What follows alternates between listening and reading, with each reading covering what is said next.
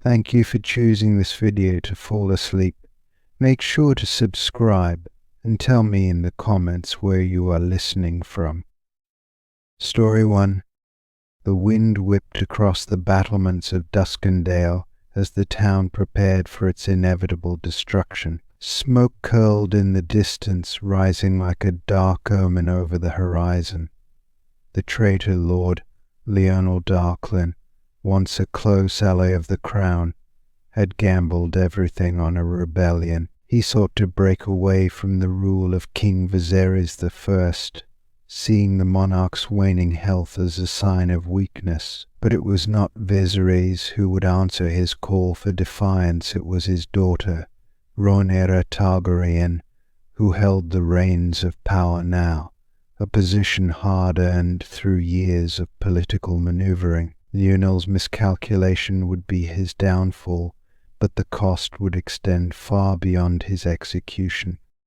The betrayal had simmered for months, festering beneath the surface of Duskendale's prosperity. Lord Darklyn had played his part well, feigning loyalty to the crown while secretly meeting with agents from the Reach and the Westerlands, whispering of a new regime, one that would not see a woman on the Iron Throne. He had underestimated Rhaenyra's network of spies, however, and soon enough the word of his treachery reached Dragonstone. Rhaenyra, pregnant with her 6th child, was caught at a crossroads. A direct confrontation would signal the strength of her claim, but it also risked the lives of many innocents in the town who had no hand in the rebellion. Rhaenyra's council urged caution, but she had already made up her mind. "Let Duskendale burn," she had said in the confines of her council chamber. Her voice was cold, but not without regret. She knew the implications of unleashing Syrax upon the town. To burn a place once loyal to the crown could be seen as excessive, even cruel. But allowing treason to go unpunished would embolden others who harbored doubts about her right to rule. For Rhaenyra there was no middle ground, no room for half measures. The kingdom was already divided, and she could not afford to show weakness, not now, not with war looming on the horizon. The next morning, Lionel Darklyn was dragged to the square in chains. His gaunt face betrayed the fear he had tried so hard to suppress. He had expected to be tried in King's Landing, perhaps spared by his connections to other noble houses. Instead, Rhaenyra sent her dragon. The people of Duskendale gathered, hoping for mercy, but when they saw Syrax descending from the skies, they knew there would be none. The dragon's roar shook the foundations of the town, and within moments fire rained down from above. Homes, shops, and even the great hall of Duskendale were consumed in an inferno. Lionel screamed as he was swallowed by flames, his death serving as a brutal reminder of Rhaenyra's power. The air filled with the acrid smell of burning flesh and stone, the cries of the townspeople mingling with the crackle of the fire. The aftermath was not something Rhaenyra could escape. Though she remained on Dragonstone, reports of the destruction soon filtered in, carried by loyal messengers. Duskendale had been decimated, its people scattered.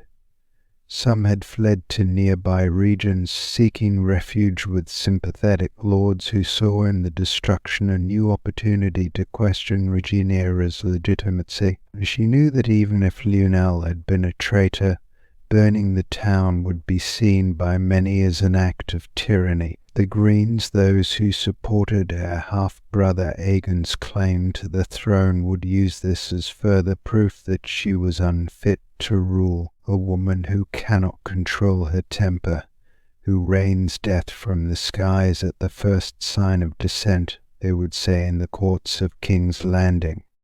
Her most trusted adviser, Daemon Targaryen, had supported her decision, but even he could not shield her from the growing whispers. The other lords in the Black faction, those loyal to Rhaenyra, began to question her judgment behind closed doors. House Velaryon, whose naval strength she depended on, expressed concern that such actions could isolate their allies. Laenor Velaryon himself, always cautious, worried aloud about the ramifications of a prolonged conflict. A ruler needs more than fire and blood, he had told her. Hearts must be won, not just broken. Rhaenyra knew he was right, but the deed was done. She could not take it back. The question now was how to navigate the consequences. She called for her council to assemble once more, seeking their guidance. There was talk of sending envoys to neighboring towns, offering reparations and aid to those affected by Duskendale's destruction. But such gestures, though necessary, would not undo the damage to her reputation. She needed something more, something decisive to regain control of the narrative before the Greens could further exploit her perceived ruthlessness. It was Daemon who suggested the plan that would turn the tide. "We must redirect their anger," he said. "Make them see Lionel's rebellion not as the act of a disgruntled lord, but as part of a larger conspiracy." He proposed that they uncover evidence, whether real or fabricated, that tied Lionel to other treasonous houses. If Rhaenyra could expose a greater threat, the burning of Duskendale would seem like a necessary response to a broader danger. The people, faced with the spectre of civil war, might forgive her actions in the name of preserving the realm. Rhaenyra, reluctant to engage in deception, considered the proposal carefully.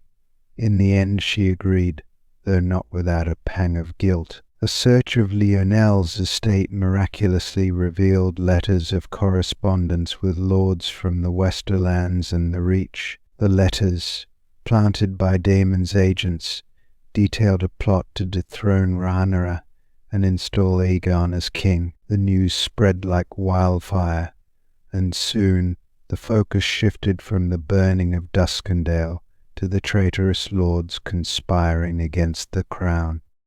In the weeks that followed, Rhaenyra's decision to unleash Syrax became less of a stain on her rule, and more of a testament to her strength. The realm, once teetering on the edge of rebellion, was forced to confront the reality of a united opposition. Though many lords still harbored doubts about her ability to rule with mercy, they could not deny that Rhaenyra was a queen who would not hesitate to defend her throne, no matter the cost. But in the quiet moments, alone in her chambers, Rhaenyra thought often of the lives lost in Duskendale, of the flames that consumed the innocent along with the guilty. She had won a battle, but the war was far from over, and the memory of that burning town would haunt her dreams for years to come. Story 2.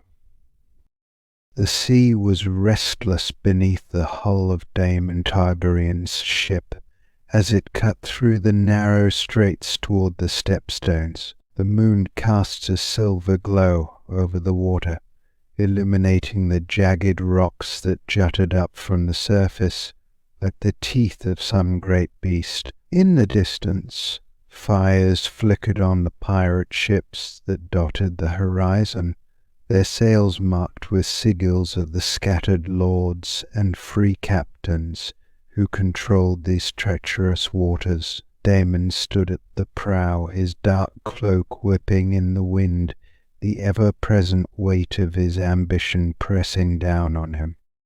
This mission had not been sanctioned by his wife Rhaenyra, nor had he consulted the Black Council. In truth, Daemon wasn't sure they would have approved of his plan had they known. Stepstones had always been a point of contention, a lawless region ruled by pirate kings who raided Westerosi ships and disrupted trade. Yet Daemon saw something more in the Stepstones, a foothold, a place from which he could strengthen his own power and, in turn, Rhaenyra's. He had fought for these islands before, had tasted victory and defeat in equal measure, but this time was different. This time he wasn't here to conquer, he was here to bargain. Daemon's mind churned with conflicting thoughts as the ship neared its destination. He knew his loyalty to Rhaenyra was beyond question.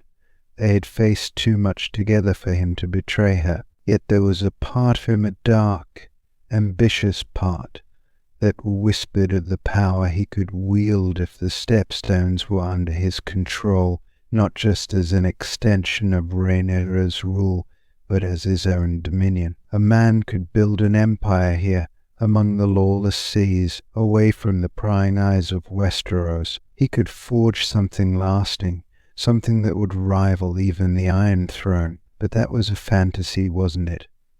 A fleeting thought that crossed his mind in moments of weakness. Or was it?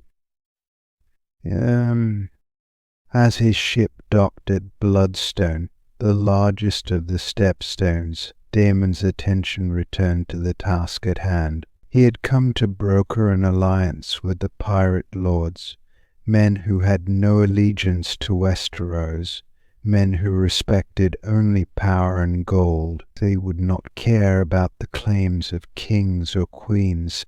They would care only about what Daemon could offer them. But Daemon had something more than gold or promises. He had Caraxes, the Blood Winner, a dragon whose very presence was enough to make men fall in line. Still, these pirates were unpredictable, and Daemon knew he was walking a dangerous path.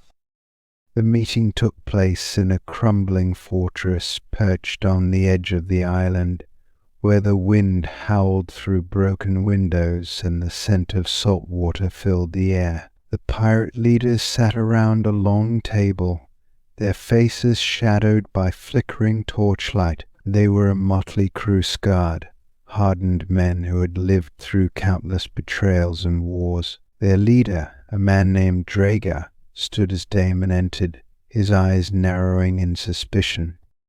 "You come here alone, Prince Daemon," Rhaegar said, his voice low and gravelly. "That is either very brave or very foolish." "I come with a proposition," Daemon replied, his voice steady, though inside the tension knotted in his chest. "And I come with the power to make it happen." For hours they spoke of alliances, of shared interests. Daemon laid out his plan with precision. If the pirates were to cease their raids on Westerosi ships and instead pledge their loyalty to him, he would offer them protection and a share of the spoils from any future conquests. They would become his unofficial fleet, free to act as they wished, so long as their actions served the greater goal of securing Rhaenyra's claim to the throne. But as the conversation continued, Daemon sensed something was wrong. Rhaegar's questions became sharper, more probing, as if he were testing Daemon's resolve. And then, as if to confirm Daemon's growing unease, Rhaegar leaned forward, a smile curling at the edges of his lips. "Your plan is bold," Prince Rhaegar said, his voice almost a purr. "But you assume that we want to be your allies. What if we have other plans?"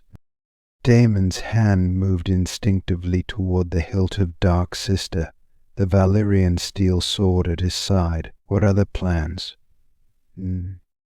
Rhaegar's eyes gleamed. "There are those in Westeros who would pay a great price for your head, Daemon Targaryen, more than you could ever offer us." The room grew colder as the weight of Rhaegar's words sank in. The pirates had already made their decision. They had sided with Daemon's enemies. Perhaps they had been promised gold, or perhaps they had been offered something even more tempting, control of the Stepstones without any interference from the Targaryens. Whatever the reason, Daemon realized he had walked into a trap. For a moment, the temptation to give in to his darker impulses surged through Daemon's veins. He could kill them all.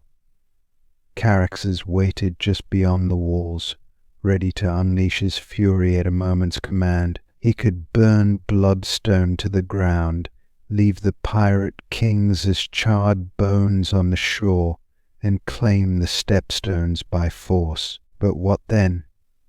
Would his ambition consume him entirely, making him little better than the men he sought to control? The decision weighed heavily on him. If he acted out of pride and wrath, he might win the battle but lose the war. Rhaenyra's cause required more than fire and blood, it required alliances, even with those Daemon despised. To walk away, to let these pirates live, would gnaw at his soul. Daemon took a deep breath, the cold air filling his lungs as he gripped Dark Sister tightly. He forced himself to relax, to focus. "You mistake me for a man who is easily bought," he said, his voice low and dangerous. "But let me be clear. I am not here to offer you a deal. I am here to give you a choice. Serve me or die." Draga's smirk faltered, and for the first time the pirate king hesitated. Daemon could see the uncertainty in his eyes, the fear lurking beneath the bravado. It was in that moment that Daemon realized the truth. His power lay not in his ambition or his dragon, but in his ability to control his own desires. He could be ruthless, but he could also be patient.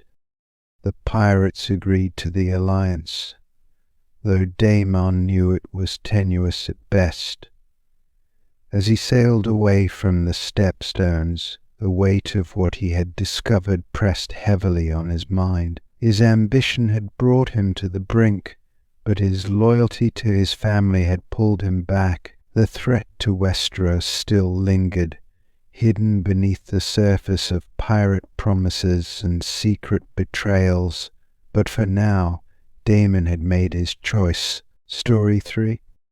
Aegon Targaryen sat slumped in the heavy wooden chair of his chambers, staring at the crown that lay before him on the table. It gleamed in the dim light of the candles, the rubies catching the flicker of flames and casting a red hue over the room. He had never wanted it, this symbol of power, the weight of the Iron Throne, looming over him like a spectre since the day his father, King Viserys, had named him heir. He was Aegon I, destined to rule, yet he felt nothing but dread. He knew that the crown would never sit easily on his head, and even now, on the eve of his coronation, he was filled with the paralyzing fear that he was not ready, would never be ready. His mother, Alicent Hightower, had been the driving force behind his ascension. For years she had maneuvered behind the scenes, ensuring that Aegon's claim would be recognized over that of his older half-sister, Rhaenyra. She believed in him, pushed him toward the throne with a determination that seemed unshakable. But Aegon had always felt like a pawn in her game, a piece to be moved on the board to secure the Hightower legacy. He had spent years indulging in his vices, wine, women, and the thrill of the hunt, anything to distract himself from the reality that one day he would be king. A knock on the door interrupted his thoughts, and Alicent entered, her face as composed as ever, though there was a flicker of concern in her eyes. "Aegon," she said softly, moving toward him, "you should rest. Tomorrow is a momentous day. You need to be at your best." Aegon looked up at her, his expression weary. "You speak as if I'm going into battle." "In a way you are," she replied, placing a hand on his shoulder. "The crown is a burden, yes, but it is also a weapon. You must wield it wisely." "I never wanted this," Aegon muttered, his voice bitter. "I'm not Rhaenyra. I don't have her fire, her ambition. The lords barely respect me. What kind of king will the first be?" Alicent's grip tightened on his shoulder, her eyes hardening. "You will be a better king than she ever could be. she said firmly. Rhaenyra is reckless, ruled by her emotions. The realm needs stability, not chaos. You are the rightful heir, Aegon. Do not doubt that. The doubt was all Aegon knew. He had grown up in the shadow of Rhaenyra, always hearing how she was the chosen one, the one his father had groomed for the throne. Even now, despite the legitimacy of his claim, Aegon felt like an impostor. The lords of Westeros did not flock to him with the same fervour they had for Rhaenyra. Many of them still whispered that she was the true heir, that Aegon's coronation was nothing but a farce orchestrated by the Hightowers. "I'm not ready," Aegon whispered, lowering his gaze to the floor. Alicent's face softened for a moment, the sternness replaced by something resembling sympathy. She knelt in front of him, forcing him to meet her eyes. "No one is ever ready for the crown," she said quietly. "Soon you must rise to the occasion. The realm will not wait for you to find your footing. You must be strong for yourself and for your family." Aegon wanted to believe her, but the knot in his stomach only tightened. He could feel the weight of expectation crushing him, the knowledge that the moment he placed that crown on his head, there would be no turning back. The Iron Throne would claim him as it had claimed so many others before him, twisting them, shaping them until they were unrecognizable. As Alicent rose to leave, the door opened once more, and Sir Criston Cole entered, his face grim. "Your Grace, there's been a disturbance in the Red Keep." Alicent straightened, her eyes narrowing. "What kind of disturbance?" Criston hesitated for a moment, then stepped forward. "A plot, my queen. We've uncovered evidence that someone intends to make an attempt on Aegon's life before the coronation." Aegon felt his heart skip a beat.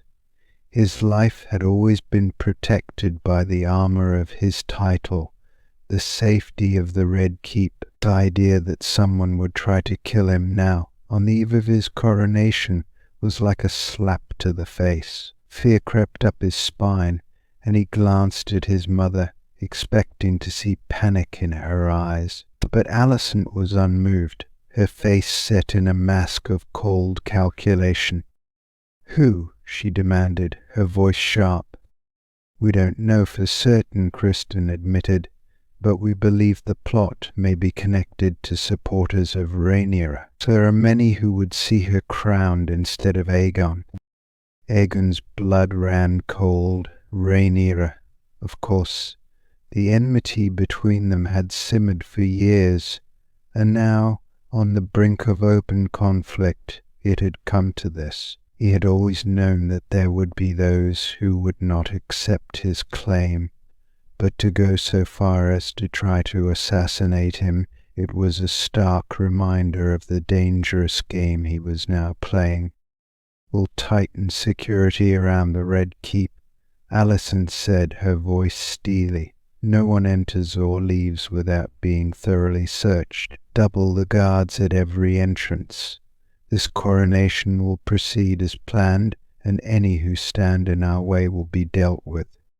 Criston bowed and left to carry out her orders, but Aegon remained frozen in place, his mind racing. He had always felt detached from the politics of the realm, content to let others fight over the throne while he indulged in his pleasures. But now, the reality of his position was becoming terrifyingly clear.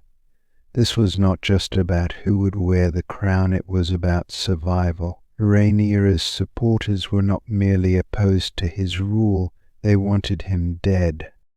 "What if I die tomorrow?" Aegon whispered, more to himself than to his mother. "What if I never even sit the throne?" "You won't die," Alicent said firmly, her eyes burning with determination. "You are a Targaryen. You are meant to rule, and you will rule Aegon." But as she spoke, Aegon couldn't help but feel the weight of her expectations suffocating him. His mother saw him as the embodiment of her ambition, the key to securing her family's future. But what did he want? In that moment, staring at the crown that would soon be placed on his head, Aegon realized that he had no answer. All he felt was fear of failing, fear of the throne, fear of what his life would become. Tomorrow he would be crowned king, but tonight, in the solitude of his chambers, Aegon the Unready sat alone with his doubts, wondering if the crown was a prize or a curse. Story 4. Laenor Velaryon stood on the wind-swept shores of Driftmark, the sea crashing against the rocks beneath him. The salt air was cold, biting at his skin as he stared out at the horizon, his mind heavy with the weight of betrayal. Driftmark had always been his home, his birthright, the seat of House Velaryon's power. Yet, beneath the surface of his family's wealth and influence, there was a rot, a conspiracy that had been festering for months, maybe years. It was only recently that Laenor had uncovered the truth. Members of his own family were plotting against him, undermining his claim to Driftmark. It had started with whispers, overheard conversations late at night, and strange silences when he entered a room. At first Laenor had dismissed it, believing it to be the usual intrigue that plagued noble houses. But as time went on, the signs became impossible to ignore. His own cousins, distant uncles, and even some of the household knights had grown cold toward him, their loyalty wavering. And then he'd found the letters hidden away in his uncle Vaemont's chambers, sealed with the wax sigil of House Velaryon, but addressed to lords far from Driftmark, lords with no love for Rhaenyra Targaryen. The conspiracy was clear. Vaemond, always ambitious and resentful of Laenor's place as the heir to Driftmark, had been quietly gathering support from other factions in Westeros, preparing to challenge Laenor's right to rule. Daemon believed that Laenor's connection to Rhaenyra, his marriage to the Targaryen princess and her children, whom many whispered were not even his, had weakened House Velaryon's standing. He saw Laenor as a puppet of the Blacks, tied too closely to Rhaenyra's cause, and feared that Driftmark would be dragged into a bloody war for the Iron Throne. Vaemon's solution was simple. Replace Laenor with someone aligned with his vision of a strong, independent Velaryon house. Laenor had always known that his marriage to Rhaenyra was a political arrangement, one meant to unite the Targaryen and Velaryon bloodlines. But over time they had developed an understanding, a fragile but genuine respect for one another. Rhaenyra had allowed him his freedom, and in return he had supported her claim to the throne, knowing that her rule would ultimately benefit his family as well. Yet now he found himself torn between two loyalties, his wife and his bloodline. For hours Laenor had paced the halls of High Tide, the Velaryon stronghold, wrestling with the decision that lay before him. If he exposed the conspiracy, if he confronted Vaemond and the other traitors, it would tear his family apart. Driftmark would be thrown into chaos, and the other lords of Westeros would take notice. Any sign of weakness in House Velaryon could embolden its enemies, and with the looming conflict between the Greens and the Blacks, Laenor knew that his family's strength would be needed more than ever. But if he remained silent, if he allowed the conspiracy to continue unchecked, it could undermine Rhaenyra's claim, and by extension, his own position as the rightful Lord of Driftmark. Late into the night, as the fire in his chamber burned low, Laenor sought counsel from his most trusted friend, Sir Call Corey. Call had always been by his side, a loyal companion and confidant, and Laenor valued his judgment above all others. As they sat by the fire, Call listened in silence as Laenor laid out the details of the plot, his voice thick with frustration and anger.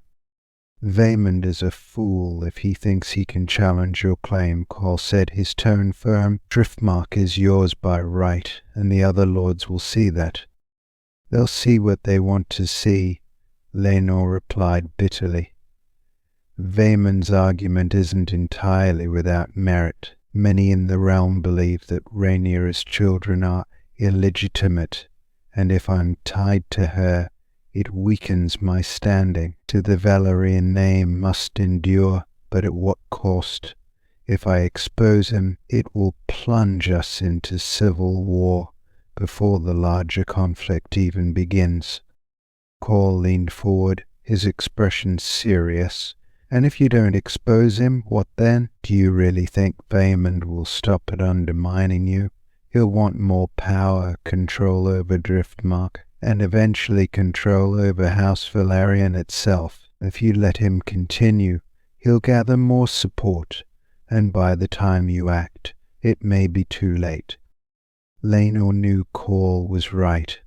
The thought of confronting his uncle, of exposing the conspiracy, filled him with dread. Vaemond was not an easy man to deal with, proud, stubborn, and fiercely protective of the Velaryon legacy. But Laenor could not allow his fear to dictate his actions. He had been raised to lead, to defend his family's honor, and to ensure the future of Driftmark. His loyalty to Rhaenyra was strong, but his duty to his house was just as important. Still, a part of him hesitated. What if he was wrong? What if Vaemond's concerns were valid? The realm was on the edge of war, and alliances were fragile. House Velaryon could not afford to be dragged into a conflict that might destroy them. Laenor knew that his marriage to Rhaenyra had brought both prestige and danger to Driftmark, and there were days when he wondered if his loyalty to her had compromised his family's future. But even as those doubts crept in, he couldn't ignore the feeling of betrayal that treat his heart. Vaemond had not come to him with his concerns. Instead, he had conspired in the shadows, seeking to unseat him through deception and treachery. In the end, Laenor made his decision. He would not expose the conspiracy, not yet. He needed to gather more information, to understand the full extent of Vaemond's plans and who else might be involved. Quietly he would dismantle the plot from within, cutting off its roots before it could grow into something more dangerous. It was a calculated risk, but Laenor knew that patience and caution would serve him better than outright confrontation. If he moved too soon, it could spark a fire that would consume them all. As the first light of dawn crept through the windows, Laenor rose from his chair, his resolve hardening. He would protect his claim to Driftmark, not through force, but through careful maneuvering. He would prove to his family, to Vaemond, and to the realm that Laenor Velaryon was no pawn, no puppet of the crown. He was a lord, and he would secure the future of Driftmark on his terms. But as he left the room, Laenor couldn't shake the feeling that a deeper storm was brewing, one that even he might not be able to control. Story 5. Ave. The great hall of the Red Keep was unusually quiet. As Rhaenys Velaryon stood before the Iron Throne, the weight of her new task settling heavily on her shoulders. The dragon egg had been stolen, and not just any egg. This one was the prized egg of Rhaenyra's dragon, Syrax. It had been kept under constant guard, locked away in the Targaryen vaults, believed to be safe from all hands save those of the royal family. But someone had breached the seemingly impenetrable walls of the Red Keep and made off with the egg in the dead of night. Worse, there were rumors that the thief had fled to Essos seeking to sell the precious prize to the highest bidder.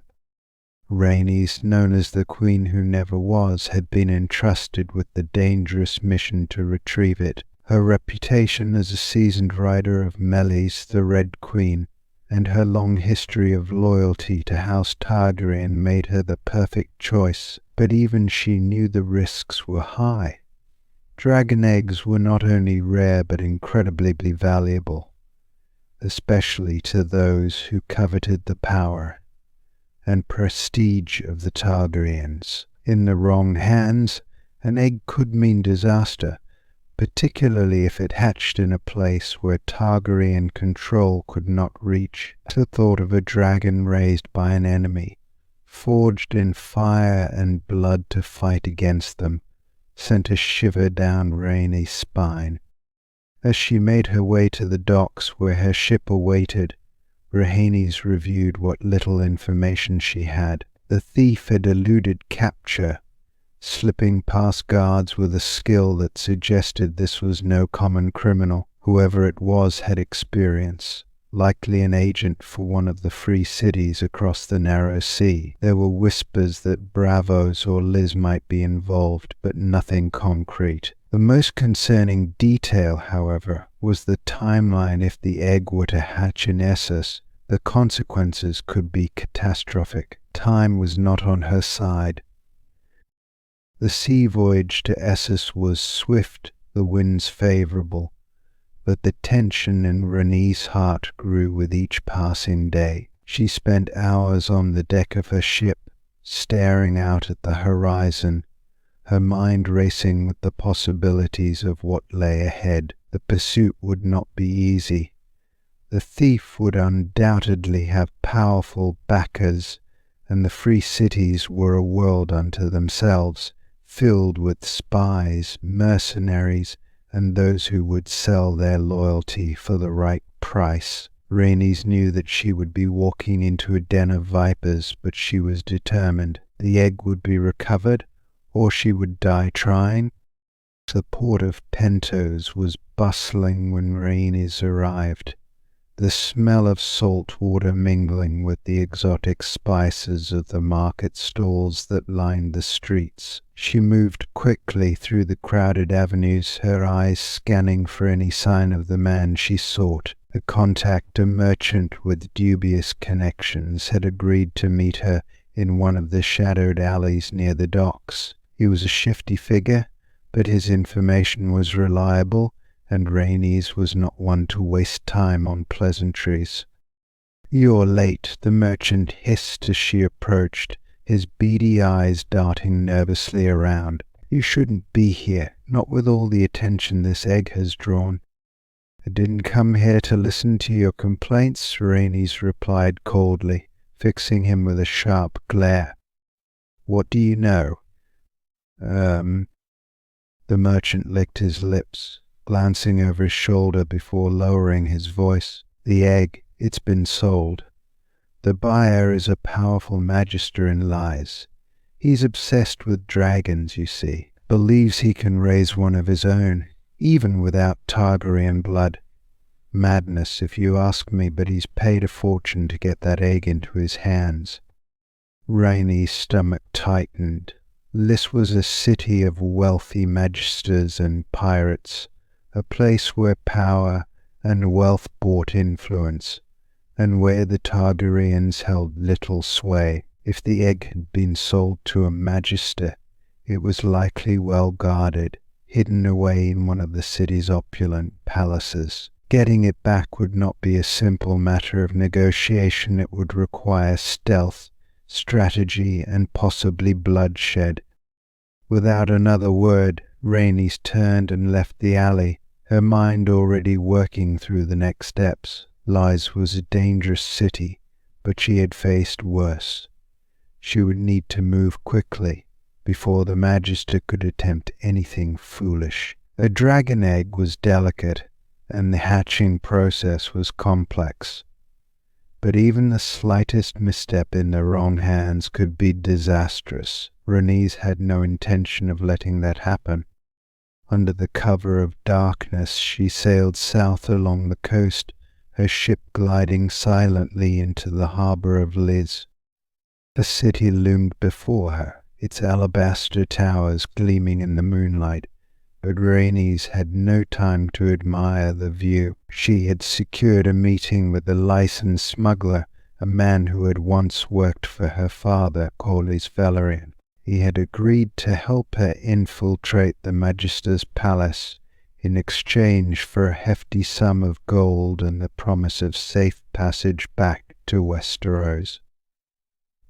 The plan was simple but dangerous. Rhaenys would enter the palace disguised as one of the Magister's new servants, blending in with the other slaves and household workers. Once inside, she would locate the dragon egg and find a way to escape with it before anyone realized what had happened. It was a risky gambit, but Rhaenys knew there was no other way.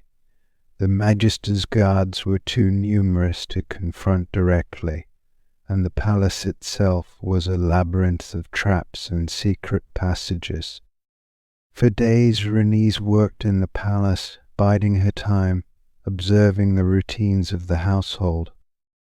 The Magister, a rotund and pompous man named Magister Aegon, was as obsessed with dragons as the merchant had said.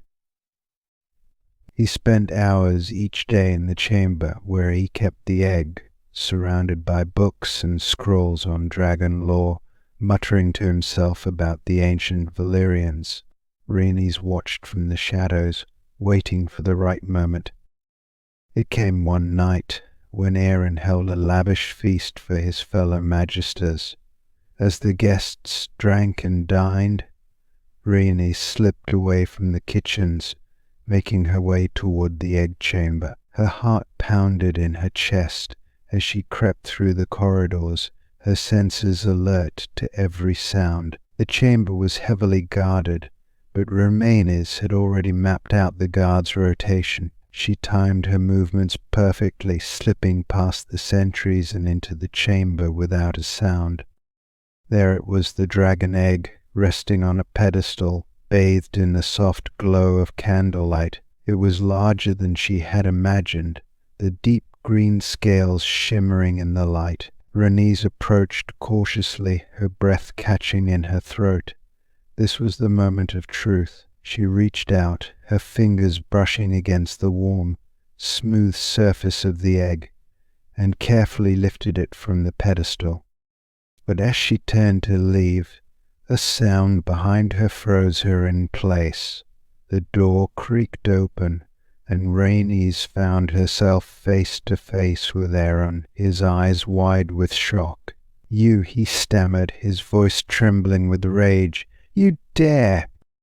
Rhaenys acted without thinking, moving with the speed and precision of a seasoned warrior. She knocked the Magister aside and darted toward the exit, the egg clutched tightly in her arms. Alarms rang out through the palace, but Rhaenys was already gone, disappearing into the night, the stolen dragon egg safely in her possession.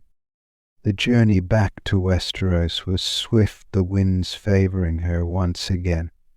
As she sailed into Dragonstone, the egg resting securely beside her, Rhaenys allowed herself a rare moment of satisfaction. The danger was not over, but for now she had succeeded.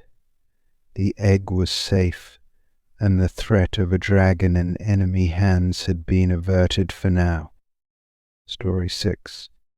The wind howled through the twisted towers of Harrenhal, its wailing echoing off the blackened stone like a cry from the depths of the earth. Daemon Targaryen stood at the edge of the Blackwater rush, staring at the looming fortress ahead. For Harrenhal had always been a place of dread, cursed since its inception. Built by Harren the Black in defiance of the gods, It had been reduced to a ruin by Aegon's dragons.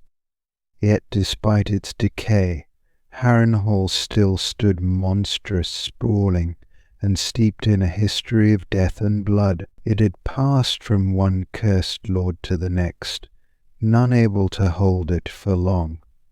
Now it had fallen into the hands of Lord Larys Strong, who had seized the seat and declared his defiance against the Iron Throne.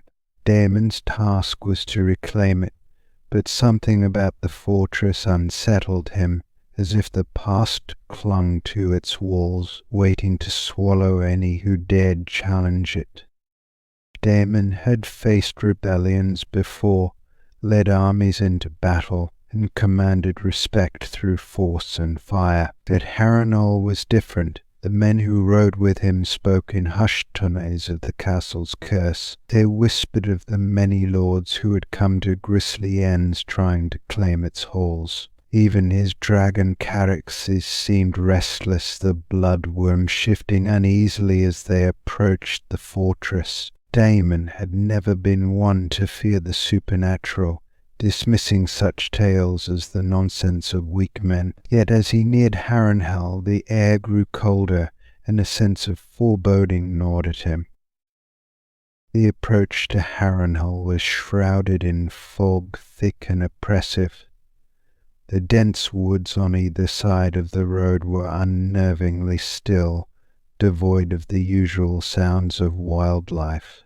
As they drew closer, Daemon's soldiers grew tense, their eyes darting to the treeline, searching for enemies or perhaps something worse. The castle itself was a black silhouette against the sky, its jagged towers reaching upward like the charred bones of a giant. It was a place that seemed to repel life, a monument to death and ambition. The gates were shut tight, but no guards patrolled the walls, no sentries watched their approach. It was as if the castle had been abandoned, but Daemon knew better. He dismounted and approached the massive iron gates. Open them, he ordered his men. The sound of hammers and ropes being pulled echoed through the stillness as they worked to force the gates open. The ancient iron groaned in protest, but after several moments the gates creaked apart, revealing the shadowed courtyard beyond. Daemon stepped through the gates, his hand resting on the hilt of Dark Sister, the Valyrian steel blade that had seen him through countless battles. His eyes scanned the courtyard, but there was no sign of movement, no welcoming party from Lord Larys, no sign of the forces that had supposedly taken the castle. The eerie silence weighed heavily on him, more unsettling than the battle he had expected. He motioned for his men to follow, and together they ventured deeper into the heart of Harrenhal. The courtyard was vast and overgrown, weeds poking through the cracked stone.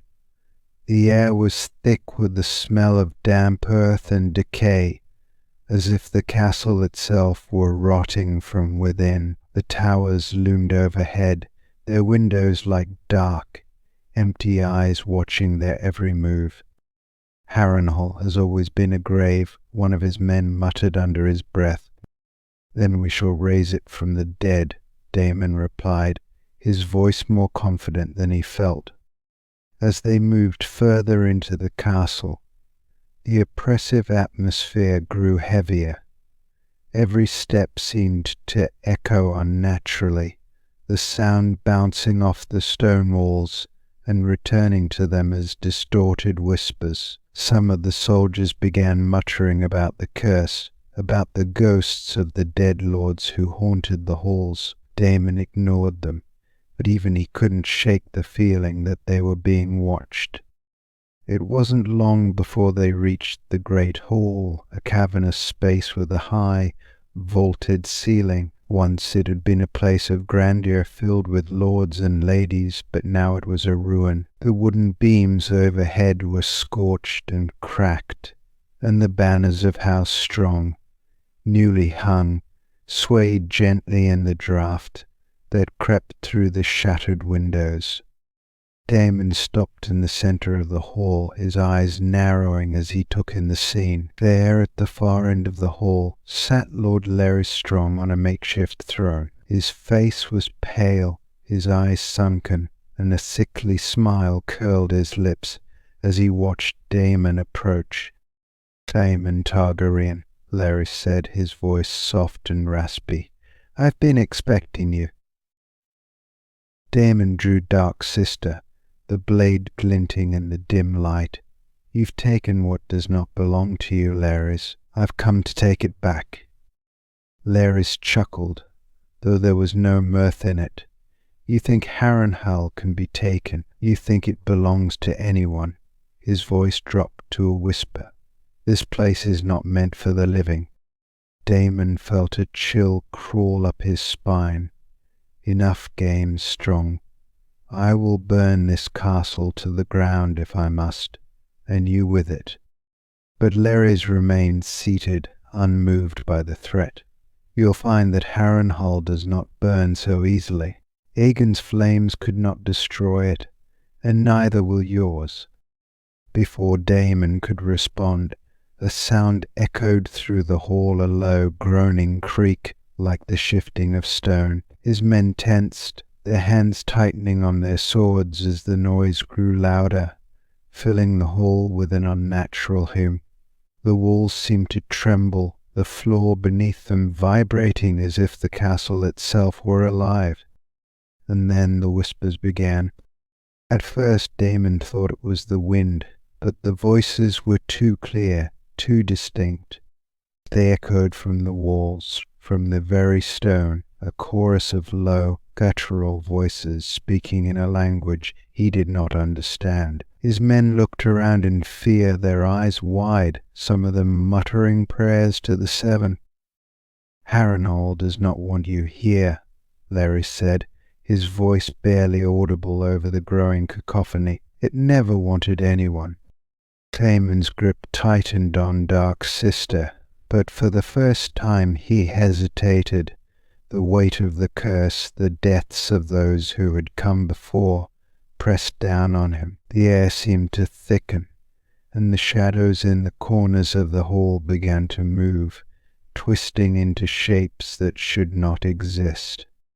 "Leave this place, Daemon Targaryen," Larys whispered, his voice blending with the whispers of the hall. "Leap before it claims you as well."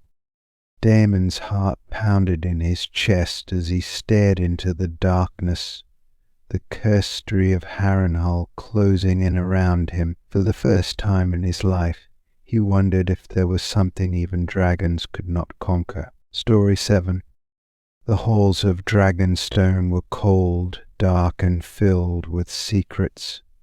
The Black Council had gathered in secret to prepare for war, whispering plans of strategy and conquest, for Rhaenyra Targaryen's claim to the Iron Throne could no longer be denied. The dance of the dragons loomed on the horizon, and with it the realm would be torn in two, one half standing with Rhaenyra, the other with Aegon I.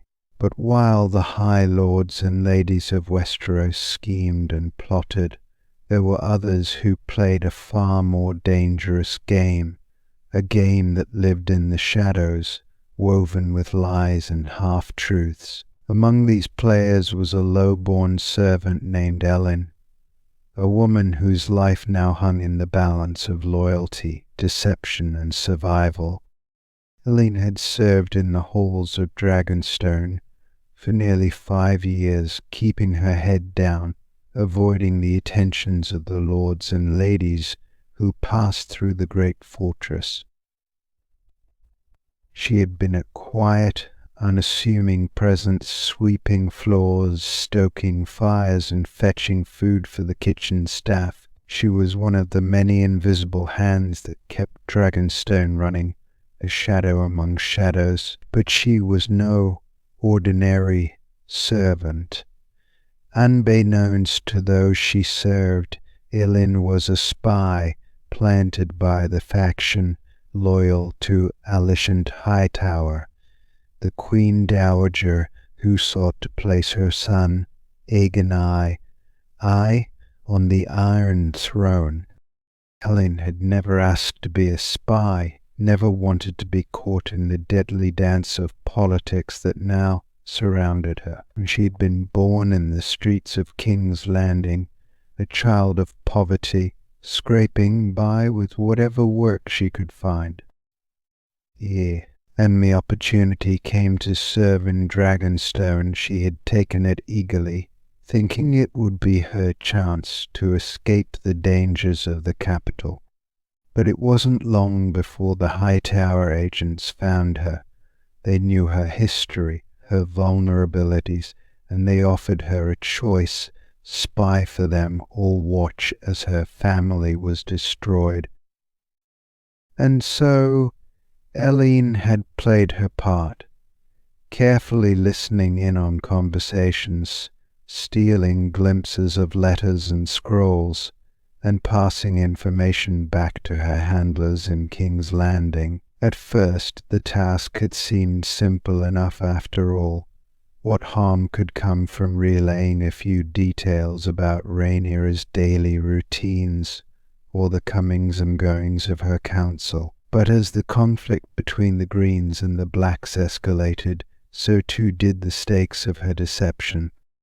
Now, with war imminent, Ellen found herself in the midst of the Black Council's shadow war, a deadly game of espionage that played out in the corridors and chambers of Dragonstone. The Council, formed to support Rhaenyra's claim to the throne, was a formidable group of seasoned strategists, loyalists, and dragon riders, all sworn to see her crowned queen. But Alicent Hightower and her faction were no fools.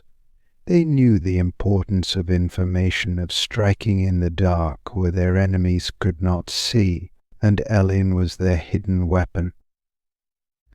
But lately Ellen's role had become far more dangerous.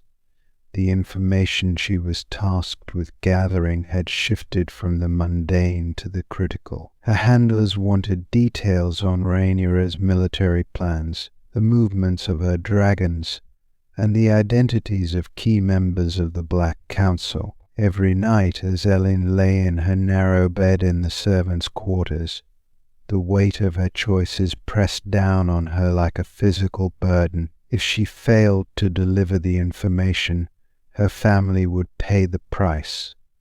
But if she was caught, there would be no mercy. So it wasn't long before her dual life began to take its toll. The council members, Daemon Targaryen, Corlys Velaryon, Rhaenyra herself, were not blind to the threat of spies. Dragonstone had become a fortress, not just in terms of physical defense, but in the way information was controlled. The council was careful, cautious, their conversations guarded, and yet Ellen had grown close to them in a way she had not anticipated. In her time at Dragonstone, she had come to respect Rhaenyra, to see her as more than just a royal, but as a woman fighting for what was rightfully hers. So it was a loyalty that tugged at her heart, conflicting with her duty to the High Towers. Ellen's world turned even darker when she was approached by Sir Harwin Strong, one of Rhaenyra's most trusted allies and the father of her children. He had noticed her presence at odd moments, lingering too long near council meetings, her eyes sharper than those of an ordinary servant. One evening, as Ellen tended to the fire in the council chamber, Sir Harwin cornered her. "You've been quiet, too quiet," Harwin said, his voice low and dangerous. "What are you really doing here, girl?" Panic surged through Ellen, her heart racing in her chest. She had been careful, so careful, but the Black Council was not to be underestimated. They had been hunting for spies for weeks, knowing that information was leaking from Dragonstone. Ellen swallowed hard, forcing herself to meet Sir Harwin's gaze. I'm only a servant, my lord, she stammered, lowering her eyes. I do what I'm told. Harwin studied her for a long moment, his dark eyes piercing. You're more than that, he said quietly. I know you've been listening, watching. I don't care where your loyalties lie. What I care about is how much you know. Elend's pulse quickened. This was at the moment where she would either live or die. She could lie, deny everything, but Harwin wasn't a fool. He had already seen through her act.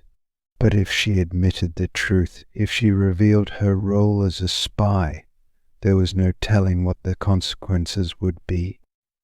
She could be tortured, executed, or worse, used as a pawn in the ever-deepening conflict between the Greens and the Blacks. I know enough, she whispered, her voice barely audible. Harwin's expression softened, though only slightly. Then you have a choice to make, he said. You can stay loyal to those who would use you, or you can serve someone who might actually care what happens to you. It was an offer she hadn't expected. Harwin was giving her a way out, a chance to switch sides and avoid the wrath of the Black Council, but it was also a test of her loyalty, of her survival instincts. The thought of betraying her handlers in King's Landing terrified her. They had eyes everywhere, and her family would be the first to suffer if she faltered. Yet staying loyal to them meant continuing to betray the people she had come to care for, the people who had given her shelter and purpose. That night, as Ellen lay in her bed, she stared at the dark ceiling, her mind racing. The shadow war was closing in on her, and there was no escape from the game she had been forced to play. But one thing was certain, whichever choice she made, she would not come out of this unscathed. The only question was whether she would live long enough to see the war's end. Story 8. Like ducks. The salt wind whipped across Lena Valerian's face as she stood on the high cliffs of Driftmark, her eyes scanning the horizon. The sun had barely risen, but already the air was thick with the tension of impending battle. Far below, the sea churned angrily, its waves crashing against the rocks. Beyond the waves in the distance, she could see the dark shapes of the enemy fleet, their sails billowing like the wings of crows. They had come to challenge her family's dominion over the sea, to claim Driftmark for themselves. But Lena Valerian had no intention of letting them succeed. Her blood boiled with the fire of old Valeria, and her dragon Vargar would be the instrument of their destruction. Vargar, the oldest and mightiest of the living dragons, waited patiently behind her, her massive wings folded tightly against her scaled body. The dragon's eyes glinted like molten gold, and Lena could feel the heat radiating from her, the anticipation of the battle to come. Vargar had fought in countless battles, from the war of conquest to the taking of Dawn, and today she would once again taste blood and fire. Lena ran a hand along Vargar's warm scales, whispering softly in High Valerian, calming the dragon's restless energy as she prepared for the battle ahead.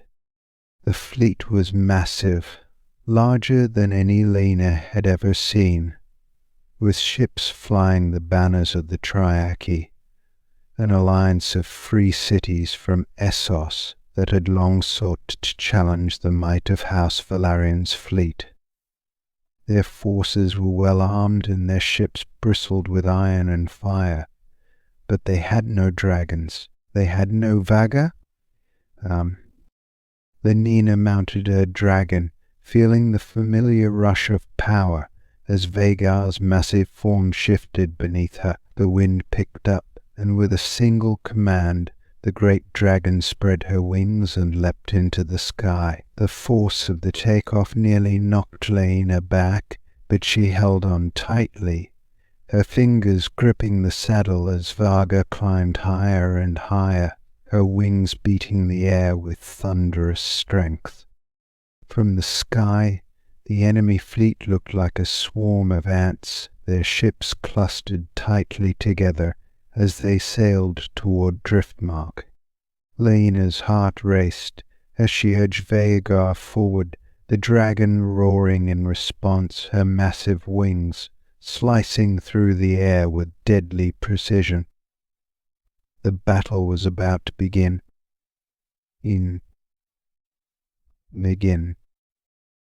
As Vhagar descended upon the fleet, Laena could see the panic spreading through the ranks of the enemy. The sight of the dragon older, larger and more terrifying than any creature they had ever faced sent waves of fear through the sailors. Some ships tried to turn back, their oarsmen rowing frantically in an attempt to escape, but it was too late. Vhagar opened her massive jaws, and with a roar that shook the very heavens, she unleashed a torrent of dragon fire. The flames erupted from Vhagar's mouth, a searing inferno that engulfed the first line of ships in an instant. The wooden hulls of the vessels were no match for the heat of dragon fire, and within moments they were reduced to smouldering wrecks. Sailors screamed as the flames consumed them, their cries drowned out by the roar of the fire and the crash of the waves. Laena guided Vhagar through the chaos, her eyes scanning for the next target. The enemy fleet was vast, but Vhagar was relentless. Laena urged her dragon to dive again, and again Varga opened her jaws, sending another wall of fire cascading over the ships below. The sea itself seemed to catch fire as the oil from the burning ships spread across the water, turning the battlefield into a hellish inferno. The heat was unbearable, even from the height at which Laena flew, but she pressed on, her heart pounding in time with the rhythm of Vhagar's wings. Below her, the enemy ships struggled to mount a defense. Ballistae fired bolts into the sky, aimed at Vhagar's massive form, but the bolts were slow, their aim clumsy. Vhagar dodged them easily, twisting and turning through the air with a grace that belied her enormous size. One bolt came close, whistling past Laena's head before plunging harmlessly into the sea below. She gritted her teeth and urged Vhagar forward, determined to finish what she had begun. As Laena circled above the burning fleet, she saw a ship larger than the others, its hull plated with iron and its deck crowded with soldiers. This was the flagship, the heart of the enemy's forces. Laena knew that if she could take it out, the battle would be all but won. She directed Vhagar toward it, the dragon's wings beating with renewed fury as they descended. The ship's crew saw her coming and scrambled to prepare their defences. Archers loosed volleys of arrows into the sky, but the arrows bounced harmlessly off Vhagar's scales. Ballistae fired again, but this time Laena was ready. She had Vhagar veer sharply to the left, the massive dragon avoiding the bolts with ease. And then, with a final roar, Vhagar unleashed her fire once more. The flames struck the flagship with devastating force, setting the ironclad ship ablaze in seconds. The heat was so intense that even the metal plating began to warp and melt, the soldiers on deck screaming as they were consumed by the inferno. Laena circled above, watching as the flagship disintegrated beneath the weight of the fire. In mere moments the heart of the enemy fleet was gone, reduced to nothing more than a burning wreck in the Mendithtibulla. But the battle was not yet over. Laena urged Varg onward, directing her dragon toward the remaining ships. One by one, they fell beneath the fury of her dragon fire, their masts crumbling, their sails turning to ash. The sea was filled with the wreckage of the fleet, burning ships and bodies floating in the water, the once great armada reduced to little more than flotsam and ruin. By the time the sun had reached its zenith, the battle was won. The enemy fleet was in shambles, and those who had survived the initial onslaught were fleeing, their ships scattered and broken. Laena circled above the battlefield, her chest heaving with the exhilaration of victory. Varga roared triumphantly beneath her, her wings cutting through the smoke-filled sky as they made their way back toward Driftmark. As Laena descended toward the cliffs of her home, she felt the weight of the battle begin to lift. She had defended Driftmark, her family's seat, and destroyed the fleet that had come to challenge them. But as she landed on the cliffs and dismounted from Vagar, she knew that this victory was only the beginning. The dance of the dragons had only just begun, and there would be many more battles to fight, many more enemies to face. But for now Laena Velaryon and her dragon stood victorious, and the seas belonged to House Velaryon once more.